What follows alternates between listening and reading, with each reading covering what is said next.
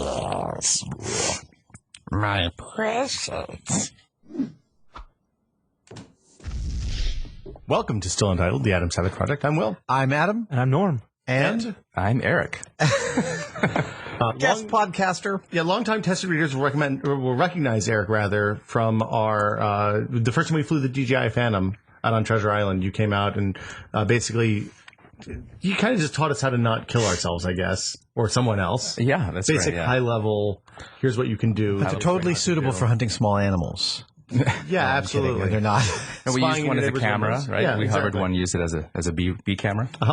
And flew it around basically over Treasure Island, which I think you can't fly on now, right? Is it in the no-fly zone? I haven't kept up with Treasure Island. What's here? But, yeah. Anyway, depends who you ask, I think. but there's other stuff that you're kind of an adventurer. And I say kind of, but I really mean you're an adventurer, and you go around the world to different places and shoot video of stuff that is amazing that I can't imagine seeing in person. Yeah. Actually, the last one was this volcano thing, which is one Has been blowing up. Has been blowing up. Yeah, I'm getting calls from. Actually, my mother's getting calls from her friends saying they're seeing it on TV. So when that happens, it's reaching the right places. Real saturation. Can you tell that story for people who might not know? Yeah. So I about maybe 10 days ago, I had a thought that maybe we should fly these phantoms into a volcano. And I thought about this because I kept seeing these amazing volcano pictures coming over my social feeds from Iceland, because I have some friends who are there shooting. And it just seemed like nobody had gotten that close with a camera to shoot, really wide angle shots of volcanoes. So I sent literally a one-line email that said, "Hey, do you think we could fly a phantom into the volcano?" And the guy said, "Yeah, I think we could do it." But then after, like a week passed and I didn't hear anything. And then one day I got a call or an email and it said a Saturday. The problem is it was Thursday when I got the message. Oh my God. So, And you were here? And I was here. Yeah. What is it, a 10-hour flight from here? Yeah, it's like with the connection, with the proper connection, it's 12 hours. And then it's like a 12 to 15 hour drive to the 12 to 15-hour drive. Well, it's not that big. You can drive around it in not too long, but this is in the middle of the country on a glacier, so you have to get there the right way, and then there are no roads leading to it at the end, so you have to go off-roading for 4 hours. So this is a 24-hour journey that you have to be there in 2 days. Right. So Wow, that's an adventure. That's the definition. That is the very definition. You're of an absolutely adventure. right. Under adventure, that's what it says. When Iceland calls, you go. yeah, and luckily I've been so busy, I was still pretty much packed from the last adventure. So we were using these things at Burning Man with Lightbridge to do live HD. And I want to talk about that in a second. Yeah, we can talk about that. And so I basically took those cases and stuck them on a plane. I left the next morning and flew there. I got in very early in the morning and basically got in a car. We bought gas masks and some other stuff. Oh, right, because that's the thing you need. Did you have active oxygen in the gas mask or just filter? We didn't. It was just filter. Okay. They were good ones, apparently. They were recommended to us. Highly recommended. Wow. And I guess the reason that we had only that window to go is that the poison gas goes goes with the wind. Oh, right, there's poison gas coming out of those things. Yeah. It's mostly silicon dioxide. So it's wind that's... It's wind. Yeah. So I was on the Weather Channel this morning and I talked all about wind and the weather, which made them very happy. Because we had this window where the wind would be blowing slightly in the correct direction, and there would not be crazy dust storm. Right. And it was a 24-hour window. And when I arrived, it was raining. It was terrible. The weather was terrible when I arrived. And they just said, well, the forecast says it's going to be good. But, meanwhile, there's a T-shirt in a storefront that says, like, if you want different weather, wait 5 minutes, in Iceland. Right. So what's your go, no-go when you get there? And I assume there's like base camp set up, or you're at a hotel 20 miles away or something like that, and then you have to hike in the last few miles, or off-road in the last few miles? Off-road in the last 4 hours or so. And so, yeah, they were really excited. We stopped at this really cute farmhouse with, sheep, like nibbling on the windows because it had, like dirt or whatever. It had grass on the walls. It was really cool. All right. But it's the highest place you can stay in Iceland, and it's like 470 meters or something. Right. Really remote. So the go, no-go is basically we're going to go unless it's way too dangerous to go, which we can only discover by going. So there's a checkpoint, it's, 2 hours in or something, and it's a police checkpoint, and you go there and you present your credentials, press credentials, things like that, and that's the point at which you get the no-go. And so you get there, you get the go, and it's this quadcopter you have in front of you that you take there. Did you only bring one? You brought two. I brought three because Yeah. You prepared, right? I was prepared. And then how long did you fly? Well, we flew, so we could drive. Actually, first we could only get about 2 kilometers away, like a mile, just under a mile and a half, and that's at the edge of the range of a stock Phantom, and I didn't think to configure it to go longer range because you can hack it to do that, and so we just said, okay, we just have to fly anyway. They're not going to let us any closer. So we flew, and I could make it just in front of the lip of that caldera, and they have return to home when they lose signal. So it kept turning around. So the video is funny because it goes there and then it turns around and goes home. And then you can see me, I take control and turn it around again. No, you're going. And then I sent it up a little bit, which let us get at least over so we could look down into it. Right. But it's still, you can see it's a giant lake of bubbling magma with like these huge explosions throwing lava way up in there. So, but I just couldn't quite get there, and I was a little bummed. I thought, well, it's good footage, but it's not what we could get. Right, because you need the SD card, micro SD card you need the quadcopter to survive. Well, I needed to be able to get it there. Like, it wouldn't even, these things are they're configured to come home if there's something wrong. So you had GPS at least. Oh yeah, we had GPS, and every time we would almost get there, it would turn around. So I thought it was over, but then one of the police guys, they came because they thought this stuff was cool. First of all, cool, but also very useful for what they could potentially use it for, right? Including search and rescue and just general survey. So he said, "How much closer do you have to be?" And I just thought, oh, we got him. Mythbusters, we've had a bunch of those moments over the years. Yeah, but then he left, and I thought we had him. Oh. And he came back about 20 minutes later, and he said he actually went to check with somebody, which was amazing. And he just said, okay, well, you can't drive any closer. We checked the rules. You can't drive closer. But there's nothing to prohibit you from walking closer. We don't recommend it because it's really dangerous. But you can. I'm not saying you can do it. I'm just saying there's nothing preventing you from doing it. Wow. And meanwhile, you're wearing gas masks this whole time? No, we hadn't actually worn them. But, later I learned that you might get some irritation from silicon dioxide, but all it does is shorten your lifespan. Like, it doesn't, there's no silicosis? Is that it? I don't know what it does. They found dead birds in the area and stuff. So no immediate effect. Probably but those birds were smokers. I mean, you can see the plume going with the wind. So we thought we'd be okay.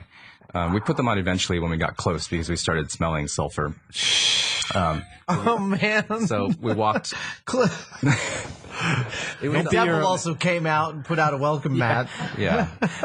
These things have telemetry, so you knew like your range, distance, the height, but they don't tell you how hot it is over there. So how did you get a sense? And you had the live feed from the GoPro. How did you get a sense of like how far you could take it? Well, they do have telemetry, which is very useful, but we were recording locally, so I turned all the telemetry off. So it's not burning onto the... Yeah, I wanted a clean feed. And we had a second unit where we could have turned telemetry on, but I didn't have an assistant, and it was night, it got dark during that time, and we just we didn't have the manpower we needed to do it. Okay, so just from a practical level, pausing here, you've traveled for 12 hours, driven for 15, set out from the farmhouse with the sheep to do this thing, and it's getting dark. There's a point at which you reach a natural limit of being able to stay frosty and stay awake, isn't there? Or are you trying to catnap in the car on the way there and trading driving? And yeah, they were all relatively well rested because they lived there. Right. The guy who drove anyway, and so I slept for 3 hours on the way there, and the rest was really just adrenaline fueled because it's so crazy cool what you're getting to do. I mean, there's a volcano there. Yeah, no, I know. I get that. It's like it's just still something you have to manage. Your energy is one of the things you have to manage. Absolutely. But were you worried about getting it documented, the whole thing, like the trip and the adventure? Yeah, we third person. We have this new thing called DJI feats. Like what can you do with one of the things that you can't do? And this was the first, and it ended up being the first because I planned this trip kind of unrelated, but it was perfect for it. Yeah. And so we literally hired a cameraman while I was in the air to Iceland, and I just sent an email to the guy organizing there, Einar, and I said, we need a cameraman. Can you get one? Just do it. When I land, just yes, whatever it is.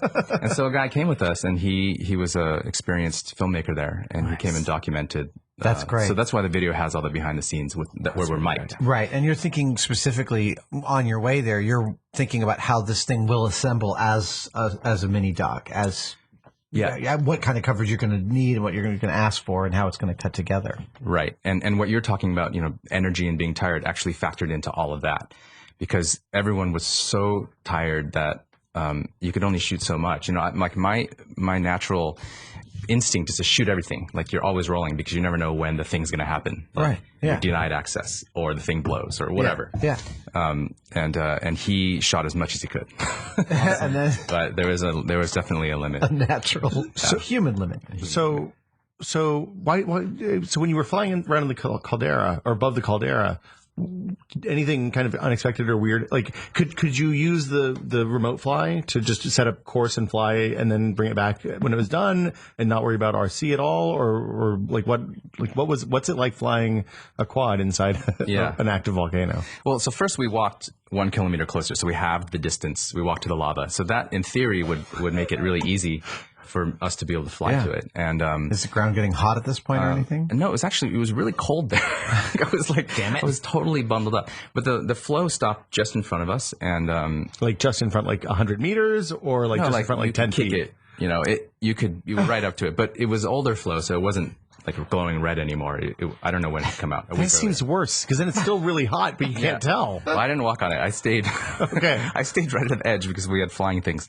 So we set up and flew in, and it was easy to get all the way there. Still, it took probably 2 minutes at full speed to reach the caldera. So it was still kind of more than half a mile away, maybe 2/3 of a mile. Wow. And I did all the tricks, like I turned GPS off. We had the wind to our back so I could fly faster, and all these things to get maximum amount time of shooting. Yeah, That's a lot of times just straight flying. it is. Yeah, and flying back takes longer because the wind's behind us. I mean, the wind's behind us, which is great. Right, it's blowing everything. Yeah, and your power management for that. Oh my goodness. So the weird thing that happened was every time we flew directly above the lava, I would lose both video feed and remote control.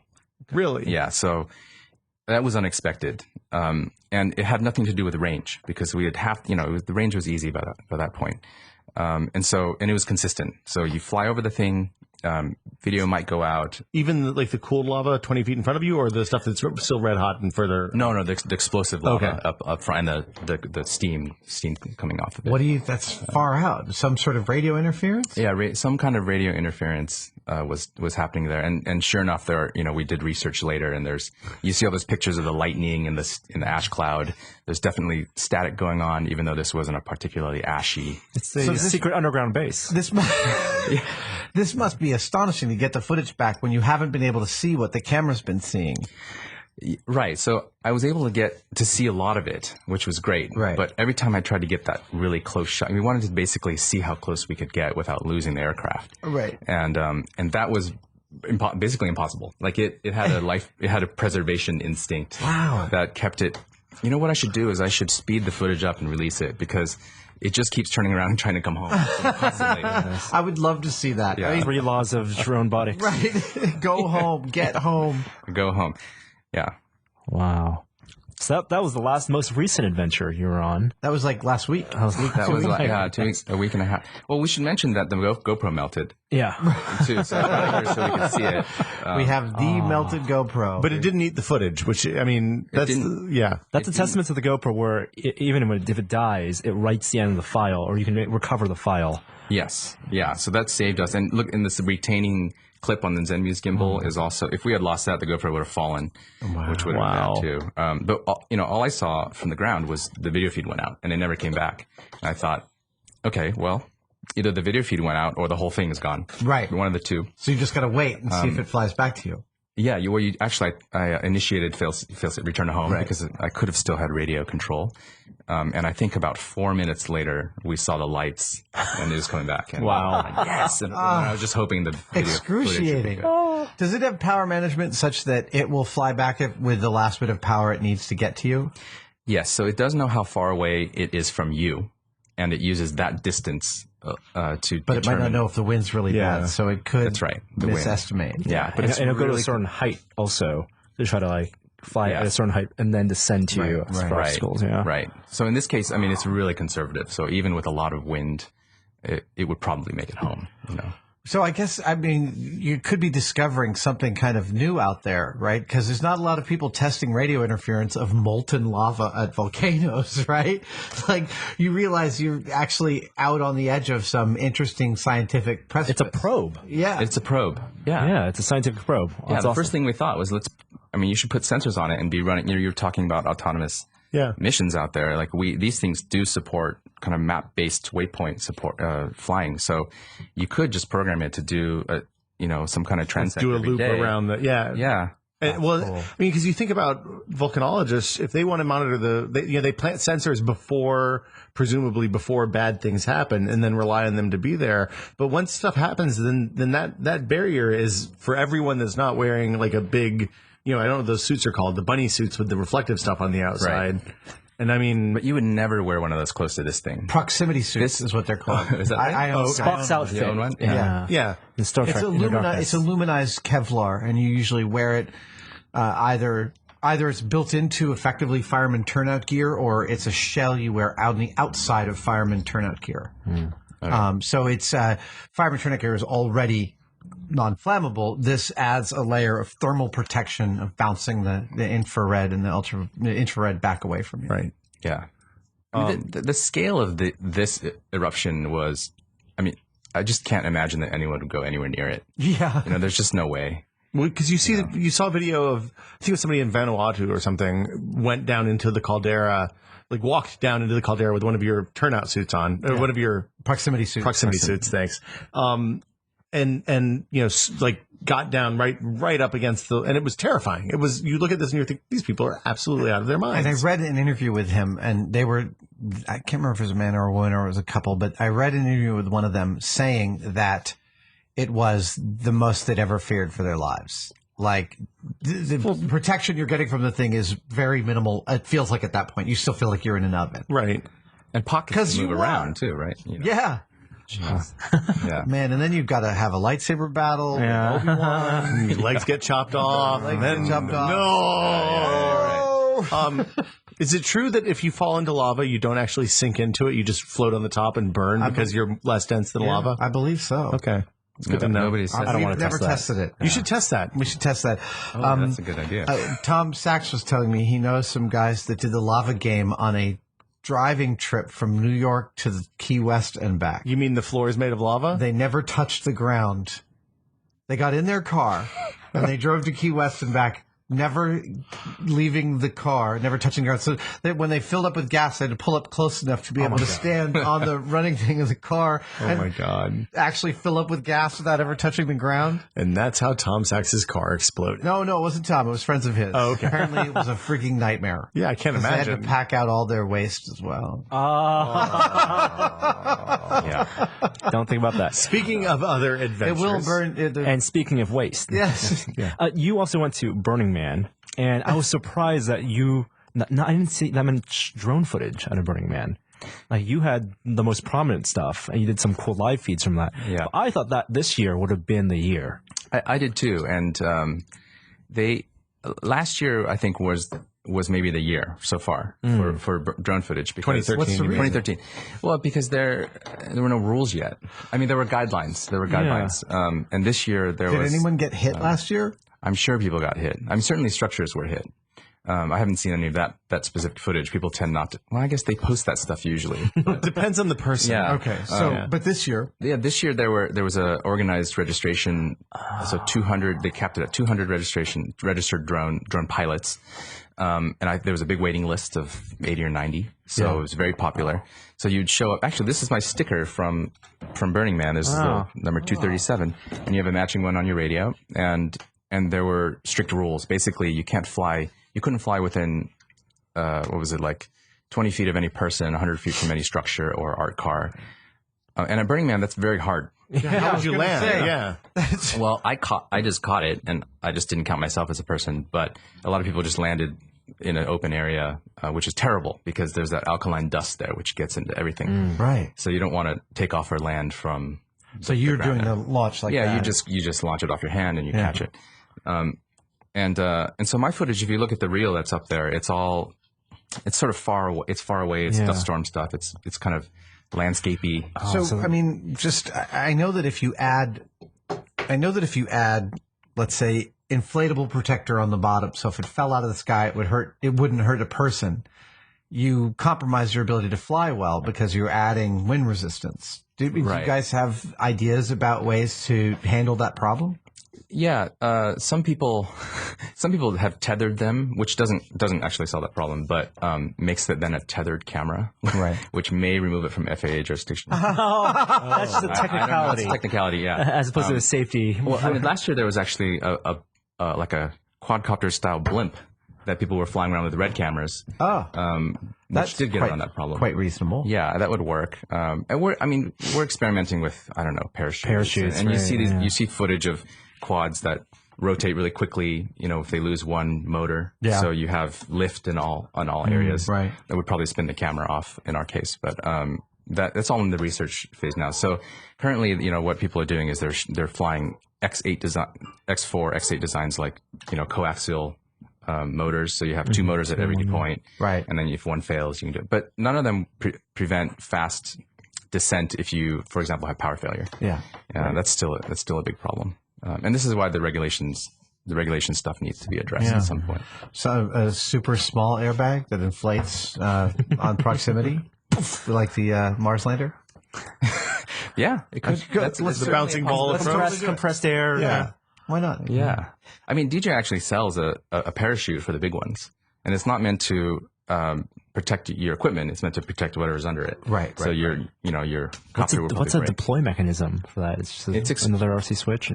No, it's actually bank angle and mode. So like if you power off and you bank the thing, it deploys.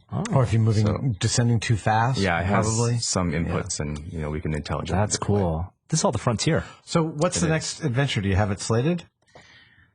Well, actually, I'm going to France tomorrow. This is what it's like to have lunch. Trying to schedule lunch with you is hilarious. Well, I'm in France right now. Yeah, I'll be back Friday, and then. Wow. Yeah, this month is pretty busy. But what are you filming in France? I'm actually Actually, can I talk about it? I'm not talking about the filming part, but basically it's a diving related launch, and I'm in a book that's coming out. Oh, right. And so I'm going for that launch there in the south of France. So I'm going to bring one of these and fly. And someone was arrested in Paris recently for flying, so I will not be flying in the super touristy area. Prague, you'll do that, right? Yep. Yeah, great Prague. That's next week. Prague? Iron Curtain. What are That's your all dream things to shoot? Like before the regulation gets too restrictive. Well, hopefully the regulation will become will actually enable more interesting shoots, because things are being closed off one by one. Like towns are starting to limit usage. Here's what I want. A pair of cameras hooked up to an Oculus Rift so I can live my dream of flying. I have all the parts. Let's do it. We have a board that talks to multiple cameras. I want to do that. That's and then we'll get the wing rig. Yes. The wing rig is the best thing I've ever done. We have to find a way for me to test it. I can't believe I wasn't available last time. So you get someone else to fly it and you just watch it in real time. Or you don't have to risk your.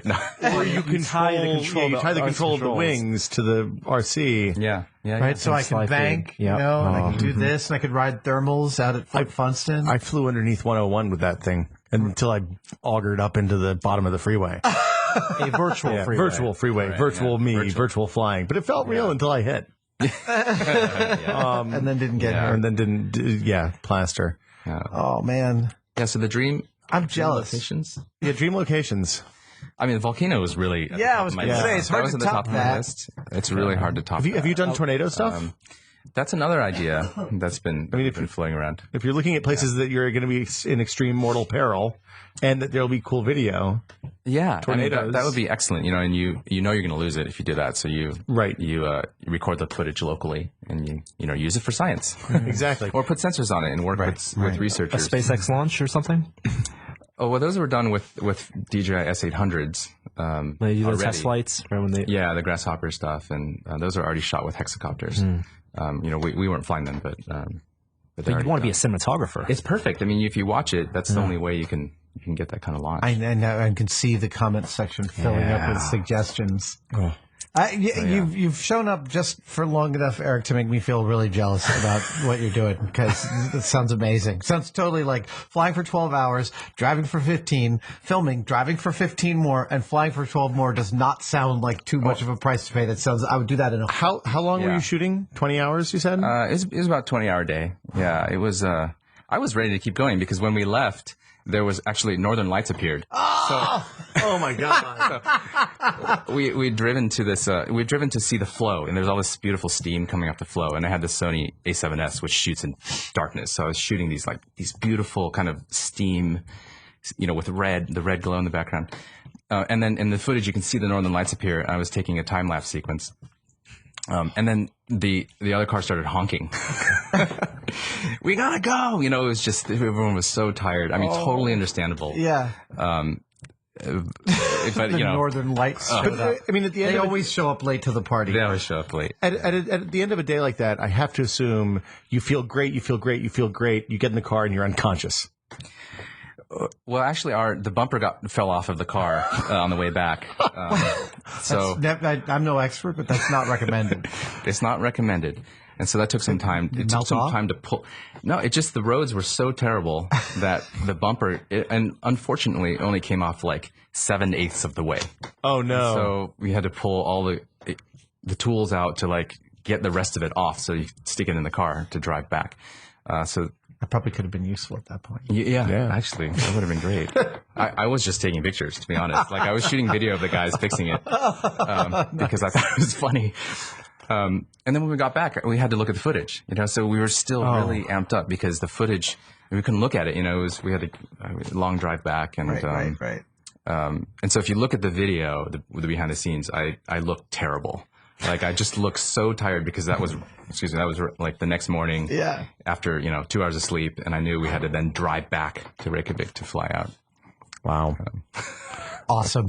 Awesome. It was awesome. It was really great. Thank you. So much for stopping by, Eric. Yeah, really appreciate this was absolutely a blast. And I mean, we keep posting what you're doing on Tested, and hopefully we'll see you again in the not too distant future. Yeah, hopefully in a collaborative. You gave me an idea just now, and I think maybe we'll take you up on it. Yeah, it'd be good. Cool. All right. Awesome. So that'll do it for us this week. As always, if you have comments, leave them on the site or on YouTube. Reviews on iTunes, upvotes or downvotes on YouTube. It's all good. We like all the feedback. So thank you guys. We'll see you all next week. Adam likes the upvotes. He reads all the comments, though. See you guys later. Bye. Bye. Bye.